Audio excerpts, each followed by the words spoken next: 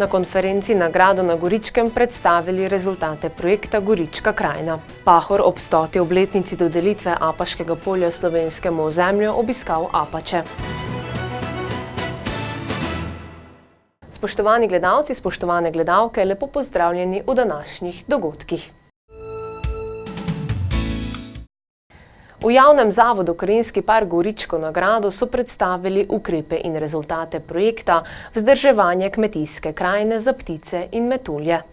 Na konferenci so projektni partnerji projekta Vzdrževanje kmetijske krajine za ptice in metulje, skrajšano Gorička krajina, v Gradu na Goričkem predstavili rezultate projekta, ki se je začel izvajati decembra leta 2017 in se bo zaključil koncem novembra leta 2021. Predstavniki vodilnega partnerja projekta, javnega zavoda Krajinski park Goričko, kakor tudi sopartnerjev Društva za opazovanje in proučevanje ptic Slovenije ter Kmetijsko-gozdarske zbornice Slovenije zavoda Murska Sobota, so izpostavili dosedanje delo in ukrepe za izboljšanje življenjskih pogojev za 2 vrsti ptic. Velikega skovika in hribskega škrjanca, 3 vrste metuljev, strašničnega in temnega mravljinčarja ter travniškega postavneža, 2 vrsti hroščev, puščavnika in škrlatnega kukuja, 3 vrste netopirjev, navadnega, dolgokrilnega in malega podkovnjaka ter 3 travniške habitatne tipe. Vodja projekta Gregor Domajnko je ob koncu konference povedal o vsesplošnem stanju in odzivih ljudi na terenu. Pozitivno so generalno gledano dobre odzive. Večjih zapletov ni bilo. Na nek način smo tudi malo predramili kakšna naselja.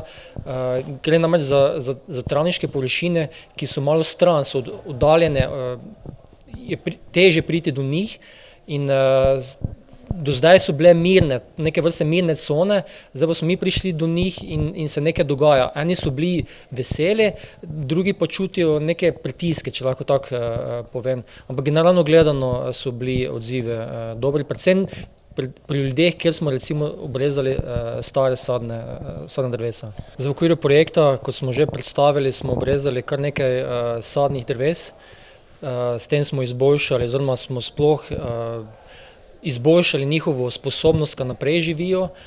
Dogovorili smo se seveda s temi lastniki sadovnjakov, da jih bodo potem po projektu tudi oni vsaj enkrat obrezali, kar pomeni, da je to bil trajnostni ukrep. Ljudje so tudi pozitivni, kar se tiče obnove teh travnikov. Rajši imajo, da so travniki takšni, kako so bili v preteklosti, da gre za cvetoče travnike, da niso preveč zaraščeni travniki. Ukrepi so bili dobro zasnovani, rezultati so že, pridobili smo dokaj dosti pomembnih podatkov, ki jih bomo vključili zdaj že naslednje 2 leti, predvsem pa recimo tudi v kakšno skupno kmetijsko politiko. Projekt, ki se izvaja v okviru operativnega programa za izvajanje evropske kohezijske politike ter se sofinancira iz Evropskega sklada za regionalni razvoj Evropske skupnosti in Republike Slovenije v višini skorajda 1 800 000 evrov, izkazuje prve rezultate sodelovanja s partnerji, kar je ocenila Katarina Denac iz Društva za opazovanje in preučevanje ptic Slovenije. Po naravi moram reči, da sem sicer bolj pesimistična oseba, ampak upam, da nam bo vseeno uspelo z varstvenimi ukrepi okrepiti populacijo hribskega škarjanca. Predvsem on je precej ogrožen zaradi tega, ker njegovo gnezdenje na njivah sovpada časovno z opravili kmečkimi na njivi, se pravi z oranjem, brananjem, nanosom fitofarmacevtskih sredstev in pa gnojil. Mislim, da ukrepi so zastavljeni v pravi smeri, tičejo se sicer samo travnikov, se pravi neko pogodbeno varstvo za kasno košnjo, tako da za naprej mislim, da bo treba razviti še neke ukrepe, ki se bodo dotikali gnezdenja hribskega škarjanca na njivah, ki bodo v bistvu omogočali kmetu, da bodisi zakasni obdelavo na njivi, bodisi se izogiba tistemu delu njive, ki ima gnezdo. Potem pa mislim, da bo ta smer kar prava, saj sodeč po izkušnjah, ki smo jih letos pridobili od avstrijskih kolegov v okolici Linca. Tam jim je v bistvu s tovrstnimi ukrepi, kot sem jih opisala, se pravi zakasnitev del, uspelo okrepiti populacijo za več kot 3-krat v primerjavi s tisto izpred 3 leti. Kakšne so razmere glede staleža ptic v vsej Sloveniji in kaj storiti za ublažitev upada števila, je Katarina še povedala. Glede na to, da gre za ptice v kmetijski krajini, na katero najmočneje delujejo kmetijsko-okoljski ukrepi oziroma, če bolj generalno gledamo, skupna kmetijska politika, je gotovo tudi skupna kmetijska politika tista, ki lahko te posledice najbolj ublaži. Se pravi, v bistvu, jaz mislim osebno, da je rešitev v izdelavi enih zelo konkretnih, pa zelo tarčno, se pravi ciljno vrstam prilagojenih kmetijsko-okoljskih ukrepov, ki bodo upoštevali ekološke zahteve teh vrst, hkrati morajo pa seveda biti tudi ekonomsko zanimivi za kmete, da jih bojo opisovali, da se jim splača. In tukaj je tudi zelo velik pomen kmetijske zbornice, zato ker oni imajo svetovalce kmetijske, ki potem nagovarjajo kmete na terenu. Se pravi, če kmetijski svetovalci tega ne bojo nekako prepoznali kot dobro, potem tudi ne bojo nagovarjali kmetov in kmetje za te stvari sploh ne bojo vedeli. Se pravi, vse dobri ukrepi, dobro plačani ukrepi, vsebinsko dobri in pa pomoč kmetijskih svetovalcev. Kot partner v projektu je pomemben dejavnik pri udejanjenju zastavljenih ciljev Kmetijsko-gozdarska zbornica Slovenije Zavod Murska Sobota. Dr. Stanko Kapun, Zavoda Murska Sobota. Mi smo eden od partnerjev v tem projektu. Seveda vsi na Kmetijsko-gozdarskem zavodu Murske Sobote se čutimo odgovorne. Tudi za krajinski park Goričko nam ni vseeno, kar se dogaja, predvsem na področju naravovarstvenih vsebin, zato se mi z njimi intenzivno vključujemo v različne projekte. To je zdaj že, lahko rečem, da 3., 4. projekt za povrstjo. In seveda naša naloga je, ker imamo izredno veliko stikov z kmete na tem območju, da seveda individualno stopimo do njih in sprobamo nagovoriti, pregovoriti, da podpišejo to naravovarstveno pogodbo in da bodo potem ne samo v času projekta sodelovali pri teh naravovarstvenih vsebinah, ampak si želimo trajnostnega učinka. To pomeni, da bi tudi po koncu tega projekta na nek način tudi sodelovali pri ohranjanju tega našega biotske raznovrstnosti, tega našega bisera. Počasi, a vztrajno se tudi v bolj odročne kraje na Goričkem vrača življenje. Jaz vidim, da te izpražnjene vasi, izpražnjene hiše se vračajo mlade. Ne samo iz Murske Sobote, ampak tudi iz drugih delov Republike Slovenije in tudi iz tujine. In res, da obnavljajo dobesedno to infrastrukturo, hiše in tako dalje, vendar pa nimajo nekega interesa za kmetovanje, kajte to so mladi ljudje, študirani ljudje, ki jih dejansko danes te prometnice jim dovoljujejo tudi iz Goričkega prevoz v Ljubljano, v Maribor, tudi v Gradec, tudi na Dunaj, tudi v Zagreb. Imam takšne primere, da hodijo dnevno v službo in se radi vračajo potem pa tule na Goričkem, počivajo v te neokrnjene narave. Seveda, na eni strani je to vse pozitivno, na drugi strani pa nekdo, mlada generacija, ki kupi kmetijo, seveda nima interesa za kmetovanje. Dejansko tole zemljo potem dajo v najem nekomu, ki še se ukvarja z kmetovanjem. To so predvsem neke velike kmetije, katerih pa ne zanimajo neke hribe, neke nagnjene površine, neke majhne površine, ampak jih zanimajo samo kompleksi. Tako da ta ravninski predel območja Goričkega še bo nekako obdelan, dočim ta hribovski predel, nagnjene površine, tu pa vidimo, da se vedno bolj te površine na nek način zaraščajo z vegetacijo, predvsem z grmovnimi vrstami, in ko enkrat izbije grmovne vrste, potem tudi visoko debeljne vrste in dejansko te kmetijske površine preidejo dejansko v gozd. Po konferenci je bil med drugim organiziran tudi ogled obnove travnikov in visokodebeljnih sadovnjakov na terenu.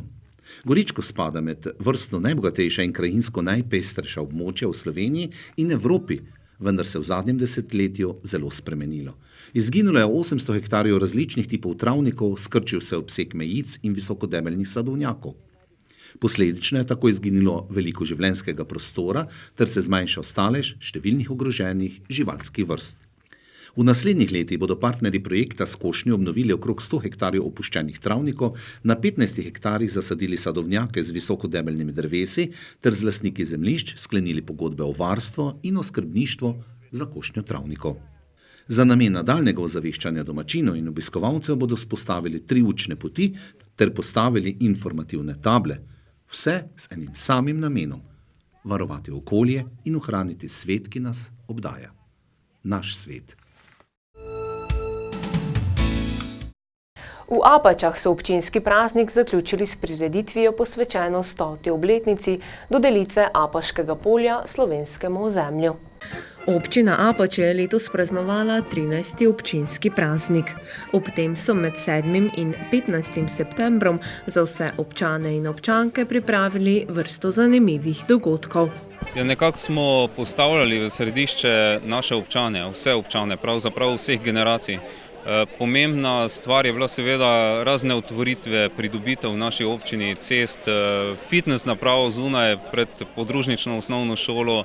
Imeli smo ogromno rekreacije, tudi dobrodelnost, pridružili smo se na teku čez celotno traso občine Apače, ko nas je Bogomir Dolenc, ki je prav v dobrodelen namen tekel čez celo Slovenijo, tudi počastil s tem tekom čez našo občino in tu smo se tudi aktivno vključili. Mislim, da je pomembno tudi, da smo v tem duhu dobrodelnosti namenili en dan današnji oziroma letošnji občinski praznik. Tako da rekreacije je bilo ogromno, potem smo imeli tudi likovno kolonijo, se pravi tudi malo umetniškega pridiha. Seveda danes kot osrednji dogodek tukaj v Apačah obeležitev 100. obletnice dodelitve Apaškega polja Sloveniji oziroma takratni SHS in mislim, da mi smo nekako zaobjeli različne aktivnosti, predvsem pa kar me zelo veseli, pa je to, da smo uspeli vključiti naše občane vseh generacij. Zapravi, tudi pri tem teku, ki je bil skozi našo občino, so tekli od vrtčevskih do upokojencev naših, bom rekel, in je bil res en tak zelo dober občutek, pozitiven in jaz mislim, da moramo v tej smeri potem tudi nadaljevati naprej. Se pravi, ta tek moramo kar vzdrževati še naprej. Osrednji dogodek je predstavljala petkova prireditev, ki je potekala pod naslovom Slovenija v malem in bila posvečena omenjeni 100. obletnici dodelitve Apaškega polja slovenskemu ozemlju. Ja, mislim, da je ta dogodek oziroma ta obletnica velikega pomena za našo občino, za Apaško polje. Gre namreč za prelomni trenutek, ki je v enem trenutku v naš kraj prinesel ogromno sprememb in s tem tudi povezano nadaljne dogodke. Vse, kar je bilo povezano za tem, tudi tragični dogodek po drugi svetovni vojni, nam je nekako vlil novo perspektivo, nov vidik in mislim, da moramo delati na tem, predvsem na sožitju bivanja tukaj v Apaškem polju. Sem so se priselili mnogi Slovenci iz drugih regij in prav zaradi tega smo tudi letošnji občinski praznik v duhu te 100. obletnice in seveda vseh dogodkov, ki so sledili, obeležili oziroma smo ga poimenovali kot Slovenija v malem. Tukaj namreč živimo potomci številnih ljudi iz različnih regij v Sloveniji. Slavnostni gost osrednje slovesnosti ob dodelitvi Apaškega polja današnji Sloveniji je bil predsednik Republike Slovenije Borut Pahor. V svojem nagovoru je izpostavil pomen oblikovanja lastne države in miru za prihodnje generacije. Danes imamo Slovenke in Slovenci, ljudje, ki živijo z nami tukaj, različnih narodnosti, našo državo, suvereno državo, ki smo jo preko desetletij in stoletij sanj naših prednikov oblikovali in zavarovali pred skoraj 30 leti. Mislim, da je skoraj enako čudovito in pomembno, da je ta naša država, samostojna Republika Slovenija, po naši volji članica Evropske družine narodov. In da imamo to čudovito evropsko idejo, Evropsko unijo, z vsemi njenimi težavami in problemi, ampak tudi z 70 leti miru in varnosti, ki je tudi za naslednjih 70 let, če bo le ta ideja zdržala, če bomo le obdržali to Evropsko družino narodov in držav skupaj in jo krepili, bo pomenila mir in varnost in blaginjo tudi za te otroke, ki so tukaj nastopali in njih otroke.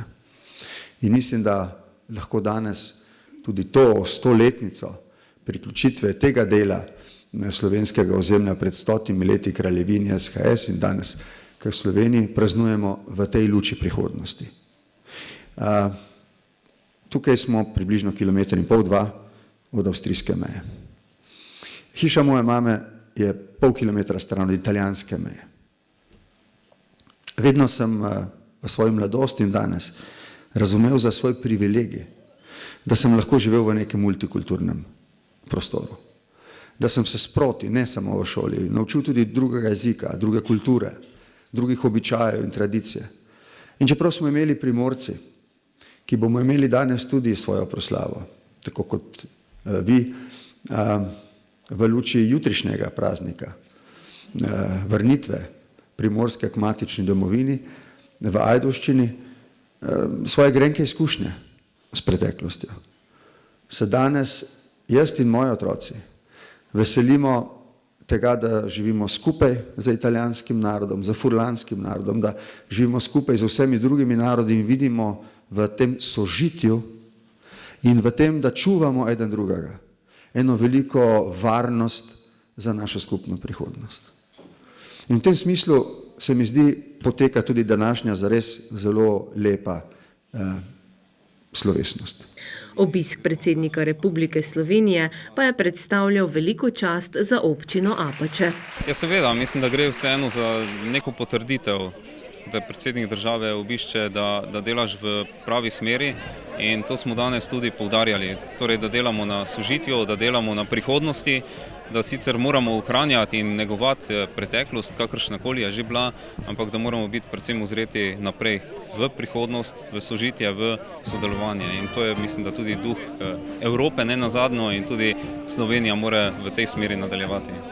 Ob koncu osrednje slovesnosti so se občanke in občani družili ob stojnicah lokalnih društev in ponudnikov, ki pa so jih postavili tudi z določenim namenom. Danes smo tudi uradno bomo še slovesno podelili članicam projekta Glamour oziroma Genus am Fluss, užitek ob reki, te članske tablice, se pravi, vključeni bodo v mrežo lokalnih ponudnikov in ta projekt ima tudi en velik simbol, vsaj v mojem, pač tako kot jaz mislim, ima velik simbolični pomen za današnji dan. Sicer gre za povezovanje ponudnikov, turističnih in kulinaričnih ponudnikov na obeh straneh reke Mure, se pravi, tako na avstrijski kot na slovenski strani in to je ta pravi projekt, ki tudi povezuje, ki nas tudi usmerja v prihodnost, kako moramo graditi naprej.